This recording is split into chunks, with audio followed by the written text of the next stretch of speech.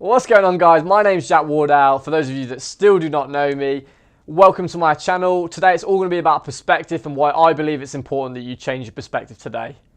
Let's go.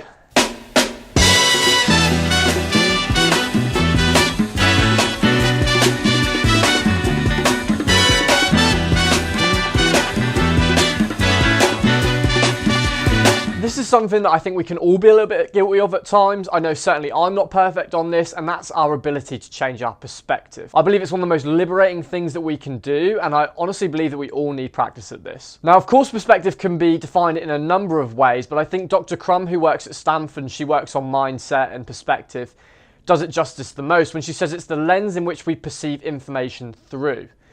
So what does that actually mean? Well, it means how are we taking in all this information that we're trying to process at 100 miles an hour all the time?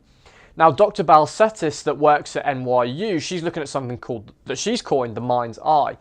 And what that basically means is that her research has shown that if you were to put your thumb out at the end of your body and look at it, that's all the information that our eyes can process at one time.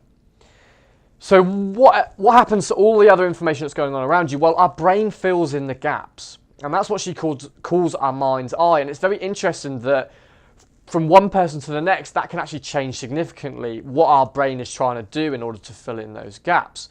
So in a sense, for those sci-fi nerds out there, we actually kind of create our own reality at that point. And that's why it's really important that we consider other people's perspectives. What a lot of people neglect is the fact that we all look through a different lens, and all our different experiences in life actually contribute to the fact that we all see the world in a different way. Now, my mother would always tell me that if everyone was the same, then the world would be a very boring place, and I would have to agree. Some people, of course, choose to look through their lens indefinitely, and that's what I like to call ignorance. The fact that some people just really do not care about what others think and how others feel, and they neglect to change their lens for someone else's. As humans, we can often do sympathy very well, we can offer condolences, but something that we often struggle with is empathy, and our ability to switch our lens for that of someone else's, and actually are able then to look through that lens and help understand why a person is feeling a particular way. So my challenge really for you today is to look through someone else's lens. We all have that moment when we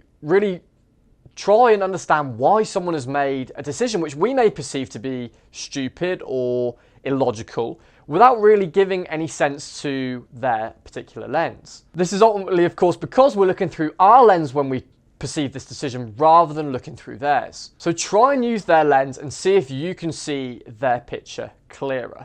But why should we do this? Well, it can aid in relationships, more specifically romantic relationships. You know, we've always, some of us anyway, have had times where we have disagreements in our relationship, and often it's just because we don't see eye to eye. And that idiom is really interesting because obviously we talked about Dr. Balcetis' work with the mind's eye, and maybe we're literally not seeing things the same just because of how our brain is filtering that information that we're looking through. So the question I'm sure you're wondering at this point is, well, how do we look through someone else's lens? And I believe the secret to that is by asking questions. And that goes beyond just the why question. For me personally, I often ask a lot of questions to try and be able to think like that person. The way I see it and the way I see people is like jigsaw puzzles, and I think I've explained this to some of you in person. And how I see it is that when we meet someone, we actually have no pieces, so we can't see their picture at all. We don't know where they're from, what they do. But when we ask people questions, we actually obtain different jigsaw pieces. And what I start doing when I talk to people is I start then placing these jigsaw pieces on the puzzle to try and figure out why that person acts in certain ways, why that person does things in certain ways. And it's not to try and figure them out to, take advantage of that person. It's more from a perspective of understanding. So if I can see their picture as clearly as they do, maybe I can help understand them in a way that maybe other people can't. So of course, perhaps the biggest question of them all is why, and that's something that people go to when they try and, demand answers from someone. Like I said earlier, we often find that people make stupid decisions in our opinion and through our lens, but through theirs it's perfectly logical. So we often say, well, why did you do that? And they'll come back and they'll say, well, because I like it or whatever. And still to us, it seems illogical that someone would like that, right? But the fact is that until we step and look through their lens, we actually cannot fathom why people make certain decisions. And that actually really helps with understanding, and that's why I think it's so crucial with relationships to be able to do that. So I'm going to set up a little bit of an analogy.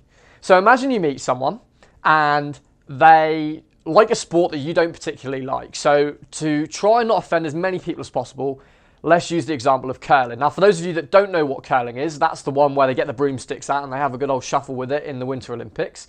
And imagine you meet someone and you can't understand why do they like curling. Now, for me, looking through my lens, I got brought up heavy soccer background.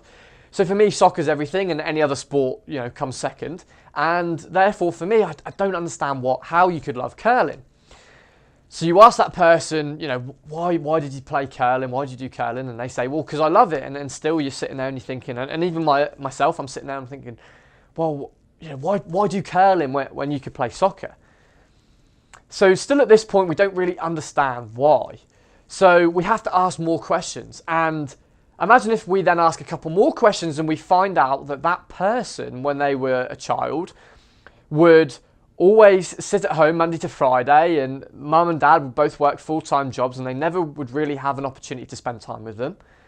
But on a Saturday morning, they would actually go to the ice rink and they would practice curling together.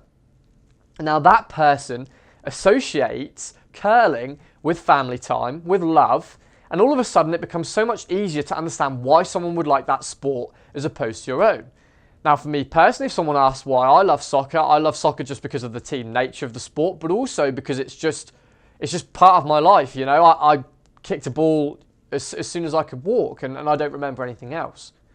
So it's really therefore important that we ask those poignant questions in order to understand others, and that can better aid in understanding, better helping other people, and really helping you on your way to achieving your goals. For me, my goal for you today is to ask more questions. Change the lens you're looking through. Change your perspective. Change the outcome. That's it from me, guys. I hope you enjoyed what I had to say. This is going to be a consistent theme now. Every Monday, I'm going to be releasing a video as part of Motivation Monday. I hope you enjoyed everything you heard today, and I will see you very soon. What is going on, guys? My name's Jack Wardell. For those of you that still probably don't know, and why I believe it's important for you to change your perspective today. See you soon. That's awful.